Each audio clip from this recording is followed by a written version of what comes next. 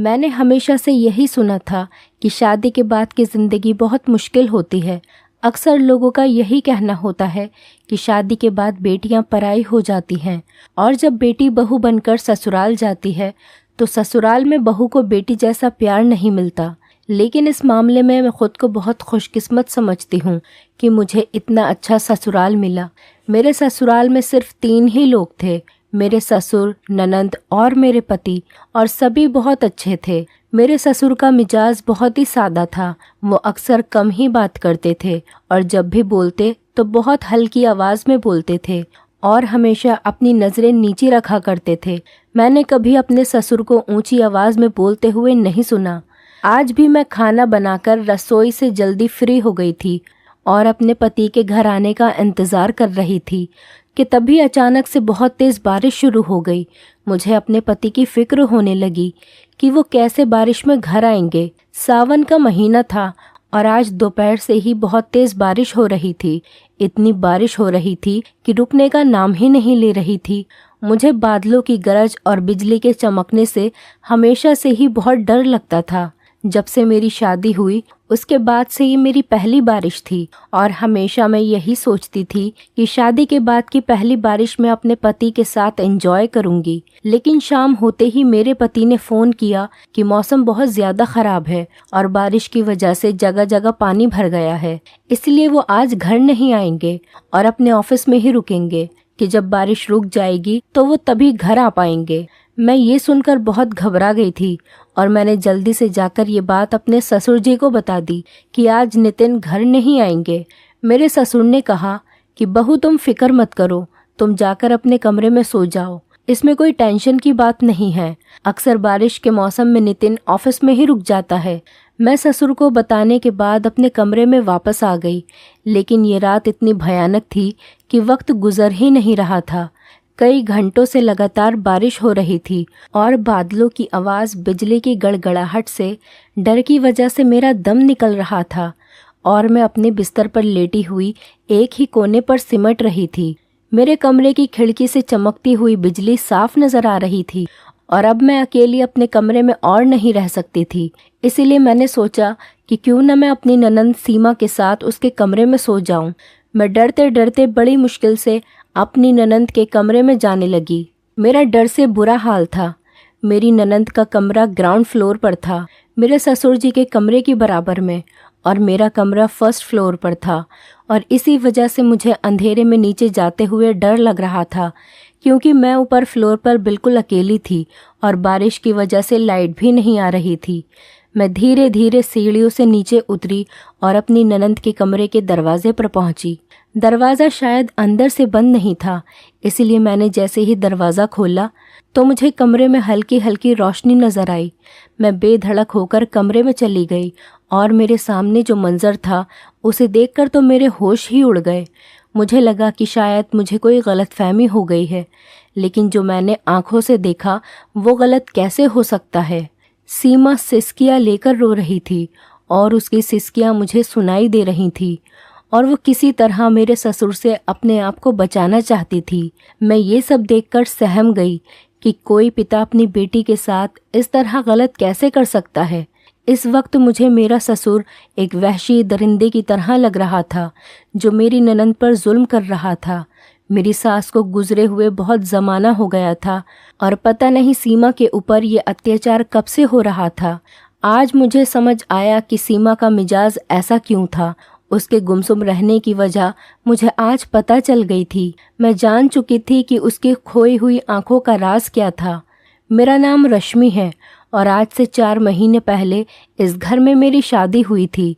नितिन ने मुझे एक शादी में देखा था और उसने मुझे वहाँ पर ही पसंद कर लिया। इसके बाद उसने मेरा रिश्ता भेजा और मेरे घर वालों ने नितिन के बारे में जांच पड़ताल की और उन्हें पता चला कि लड़के का परिवार छोटा है और लड़के का अपना एक कारोबार है और पॉश इलाके में खुद का घर है। तो उन्होंने इस शादी के लिए हाँ कर दी और हमारा रिश्ता तय हो गया। रिश्ता तय होने के बाद अक्सर हम एक दूसरे से फ़ोन पर बातें करते और एक दूसरे को समझने की कोशिश करते, क्योंकि आने वाली ज़िंदगी हम दोनों को एक दूसरे के साथ ही तो गुजारनी थी। 1 महीने के अंदर ही हम दोनों की शादी हो गई। शादी से पहले ही मैंने लोगों के मुंह से सुना था कि जब घर में ननंद होती है तो रिश्ते निभाने में बहुत मुश्किल होती है, क्योंकि वो अपने बाप और भाई की लाडली होती है। और मैं भी यही सोचकर अपने ससुराल आई थी कि सीमा की वजह से मुझे कुछ परेशानी का सामना करना पड़ेगा। लेकिन सीमा दूसरी नंदों की तरह बिल्कुल भी नहीं थी। उसका रखरखाव बहुत सादा था। वो हमेशा खामोश रहती थी और अपने काम से काम रखती और ज़्यादातर अपने कमरे में ही बंद पड़ी रहती थी। मैं जब भी उसे ज़बरदस्ती करके कमरे से बाहर निकाल देती थी तो वो काम में हाथ बटाकर अपने कमरे में फ़ौरन ही चली जाती थी। कभी कभार तो मुझे उसे खाने के लिए भी बार बार बुलाने जाना पड़ता था और वो खाना खाते ही अपने कमरे में ऐसे भागती थी जैसे उसके कमरे में कोई राज छुपा हुआ हो। मेरे ससुर जी उससे हमेशा यही कहा करते थे कि हर वक्त कमरे में अकेली ना रहा करो, थोड़ा बहुत बाहर निकलकर हमारे साथ भी बैठ जाया करो। लेकिन सीमा उनकी बातों का कोई जवाब नहीं देती थी और जब मैं उससे ज़्यादा सर होती थी तो वो ये बात कहकर ख़त्म कर देती थी कि उसे पढ़ाई करनी है, तो मैं भी फिर उससे कुछ नहीं कहती। और जब शाम को नितिन ऑफिस से घर आते तो मैं उनसे यही कहती कि आपकी बहन सीमा तो खामोश ही रहती है। तो इस पर वो मुझसे कहते कि वो हमेशा से ऐसी नहीं थी, माँ के गुजर जाने के बाद वो अकेली हो गई और हालात ने उसे ऐसा बना दिया।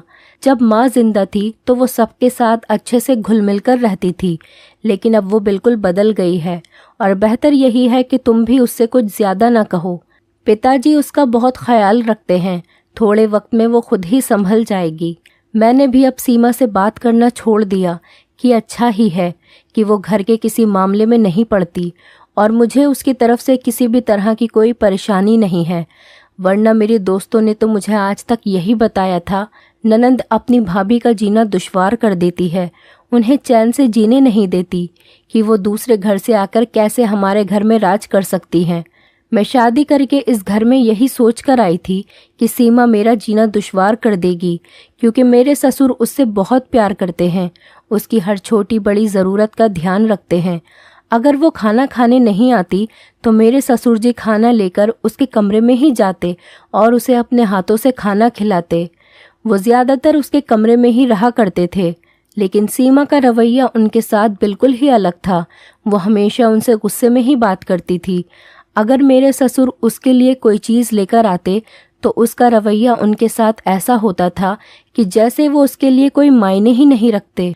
मुझे हमेशा ही उसका रवैया बहुत अजीब सा लगता था, क्योंकि माँ के गुजरने के बाद तो बच्चों को पिता से दुगनी मोहब्बत हो जाती है, लेकिन वो तो अपने पिता से बहुत दूर भागती थी। मेरे ससुर जितना उसका ख्याल रखते उतना ही मेरा भी ध्यान रखते थे। मुझे अपने ससुराल में किसी भी तरह की कोई परेशानी नहीं थी और मेरी शादीशुदा ज़िंदगी बहुत अच्छी गुजर रही थी, तो मैं सीमा के रवैये के बारे में ज़्यादा नहीं सोचती थी। शादी के बाद जब मैंने अपनी माँ को ये सब कुछ बताया तो सुनकर माँ को भी थोड़ा अजीब लगा, लेकिन उन्होंने मुझसे यही कहा कि भगवान का शुक्र कर कि तुझे इतना अच्छा ससुराल मिला है और अपने काम से काम रखा कर, ऐसा न हो उसे छेड़कर अपने लिए मुसीबत मोल ले। मुझे अपनी माँ की बात बिल्कुल ठीक लगी। उस दिन के बाद से मैं कभी सीमा से खुद बात ही नहीं करती। मैं खाने के बाद जल्दी ही ऊपर अपने कमरे में चली आती और फिर सारी रात नीचे नहीं जाती। हम दोनों की एक अलग ही दुनिया थी। नितिन और मैं एक दूसरे के लिए काफ़ी थे, इसीलिए हमें अपने आसपास कुछ भी गलत होने का एहसास नहीं होता था। एक दिन मेरे ससुर बाहर से कुछ खाने के लिए लेकर आए और जैसे ही सीमा स्कूल से आई तो उसे अपने पास बैठाकर उसे खिलाने लगे। जब उन्होंने सीमा को खिलाना शुरू कर दिया तो सीमा ने बहुत गुस्से में झुंझलाकर खाने से मना कर दिया, तो वो ज़बरदस्ती अपने हाथों से उसे खिलाने लगे। मैं वहीं बैठी ये सब कुछ देख रही थी और देखकर मैं सोचने लगी कि सीमा कितनी खुश नसीब है कि जिसे इतना प्यार करने वाले पिता मिले, लेकिन उसे कदर ही नहीं है। इसके बाद वो अचानक से उठकर बहुत तेज़ी से अपने कमरे में चली गई। मैंने बहुत हैरानी से उसे जाता देखा तो मेरे ससुर जी ने मेरी नज़रें भांप ली और कहने लगे कि मेरी बेटी मुझसे नाराज़ है, इसीलिए वो इस तरह उठकर चली गई। लगता है कि अगर मैं वक्त पर उसकी माँ का सही से इलाज करवा देता तो आज उसकी माँ भी हमारे साथ यहाँ बैठी होती, लेकिन भगवान ने उसकी माँ की इतनी ही उम्र लिखी थी। मैंने इसकी माँ के इलाज के पीछे बहुत पैसा खर्च किया है और दिन रात भागता रहा, लेकिन इसकी माँ की किस्मत में बस इतनी सी ही जिंदगी थी। मैं तो खुद इसकी माँ के जाने के बाद से बहुत कमज़ोर हो गया हूँ, लेकिन सीमा को ये बात कैसे समझाऊँ। ससुर जी की आंखों में आंसू देखकर मेरा दिल गम में डूब गया। उम्र के इस पड़ाव पर वो किस कदर परेशानियों का सामना कर रहे थे। पत्नी की जुदाई के साथ साथ वो बच्चों के दुख भी झेल रहे थे। मैंने बहुत प्यार से अपने ससुर जी से कहा कि पिताजी आप परेशान न हों, वक्त के साथ साथ सीमा खुद ही समझ जाएगी, आप अपनी कोशिशें करते रहें। मेरी बात पर सर हिलाते हुए वो खाने की प्लेट लेकर सीमा के कमरे की तरफ चले गए और मैं मुस्कुराकर देखती रही। शाम तक वो सीमा के साथ उसी के कमरे में थे, यहाँ तक कि मैंने खाना भी पका दिया और सफाई भी कर दी। पहले मैंने सोचा कि मैं भी सीमा के कमरे में जाकर उन दोनों के साथ बैठ जाऊं, लेकिन फिर मैंने सोचा उन दोनों बाप बेटी के बीच में भला मेरा क्या काम, और मैं अपने कमरे में वापस आ गई। हमारे घर में रोज़ का यही रूटीन था। मेरे ससुर जी सीमा के पीछे पीछे उसके नखरे उठाते फिरते और सीमा उन्हें और ज़्यादा नखरे दिखाती। कभी कभी तो मुझे सीमा से जलन महसूस होती। वो कितनी खुशनसीब है कि उसका बाप उसको हर चीज़ लाकर देता है और उसके हर नखरे को सराखों पर बिठाता है, जबकि मेरे घर में मेरे साथ ऐसा कुछ भी नहीं था। मैं अपने बाप की तीसरी बेटी थी। ऐसा नहीं था कि मेरा बाप मुझसे प्यार नहीं करता था, लेकिन जैसी मोहब्बत मेरे ससुर जी सीमा से करते थे, ऐसी मोहब्बत और तवज्जो मेरे बाप ने कभी मुझे नहीं दी थी। मेरे बाप तो हम बेटियों से काफ़ी दूर रहते थे और अगर कभी हमसे कोई बात करनी होती तो हमेशा माँ का सहारा लेते। लेकिन मुझे क्या खबर थी कि मेरे ससुर जी का सीमा के पीछे पीछे फिरने का असली मकसद क्या है।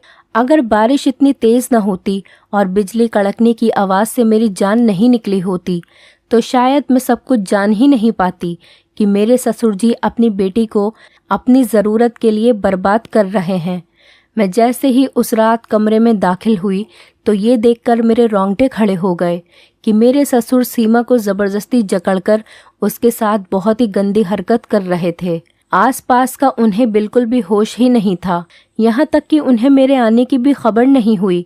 मेरे ससुर जी पर बुरी तरह से शैतान सवार था और सीमा, जो कि बिल्कुल नाजुक सी थी, अपने बाप के रहमो करम पर थी। उसकी सिसकियों से पूरा कमरा गूंज रहा था और वो अपने आप को छुड़ाने की कोशिश भी कर रही थी, लेकिन शायद उसके अंदर इतनी ताकत न थी कि जो मेरे ससुर जी को हटा सके। न जाने वो कब से ये सब कुछ झेल रही थी।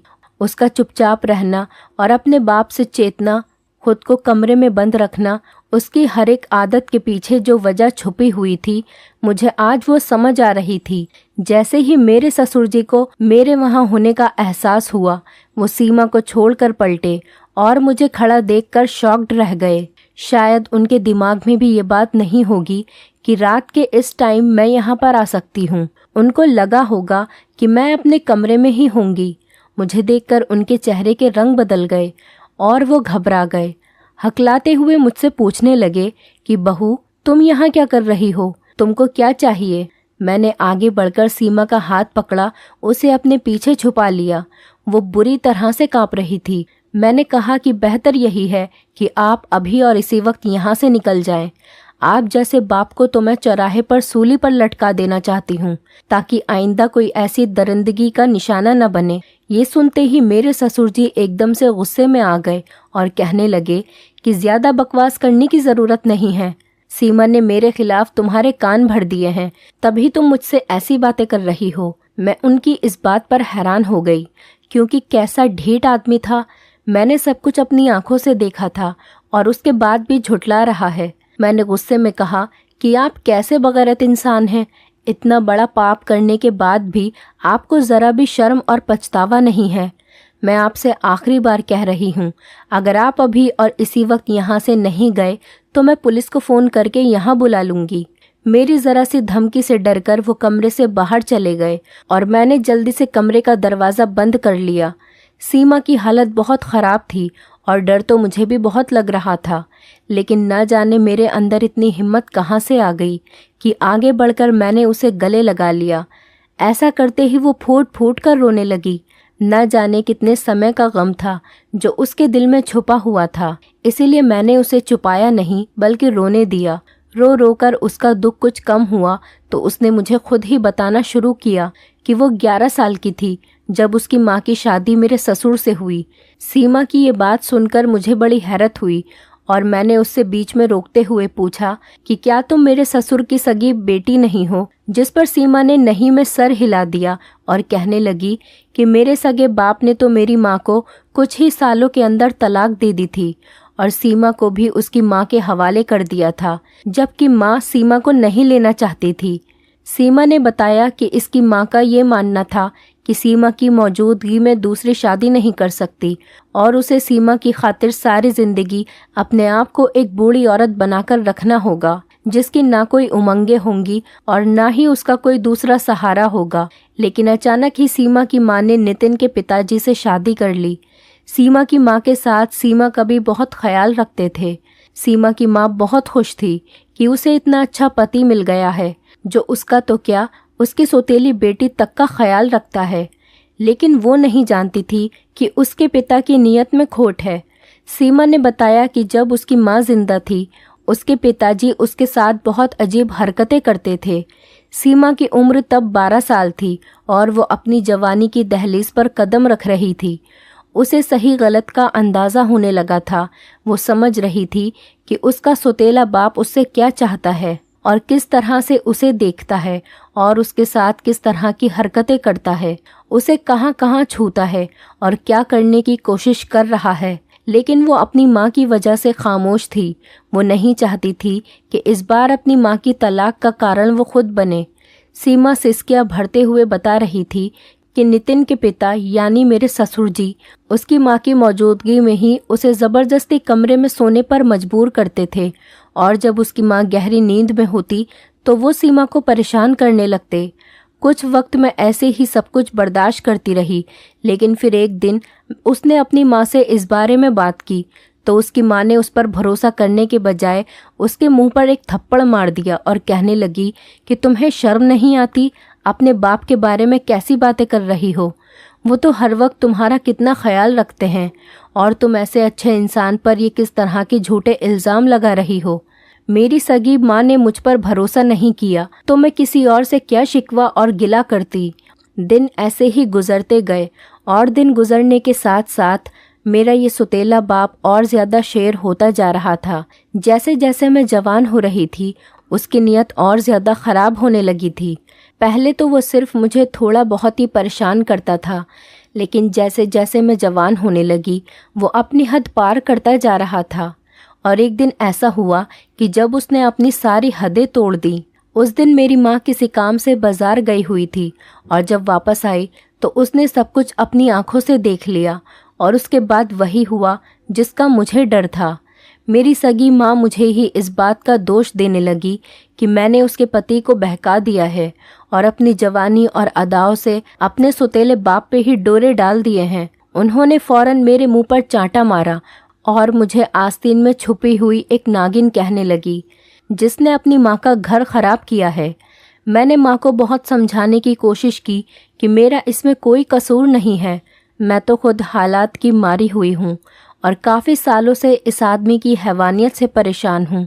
लेकिन मेरी माँ को बिल्कुल भी यकीन नहीं आया। उसे ये बात बर्दाश्त न हुई और उसे दिल का दौरा पड़ गया। कुछ दिन अस्पताल में रहने के बाद जिंदगी की बाजी हार गई और मौत को गले लगा लिया। लेकिन जाने से पहले उसे इस बात का एहसास हो गया था कि कसूरवार मैं नहीं बल्कि उसका खुद का पति है। मेरी माँ ने मरने से पहले मुझसे माफ़ी मांगी, लेकिन मुझे इस माफ़ी की अब कोई ज़रूरत नहीं थी, ना ही इसकी चाहत थी, क्योंकि अगर मेरी माँ कुछ दिन पहले मेरी बातों पर यकीन कर लेती तो नौबत यहाँ तक नहीं आती और मैं बर्बाद होने से बच जाती और यूँ रोज़ रोज़ अपने ही सौतेले बाप के हाथों बर्बाद न होती। माँ के मरने के बाद पहले तो मैंने सोचा कि मैं घर छोड़कर कहीं चली जाती हूँ, लेकिन फिर मुझे इस बात का एहसास हो गया कि एक अकेली औरत के लिए तो सारा ज़माना ही लुटेरा बन रहा है।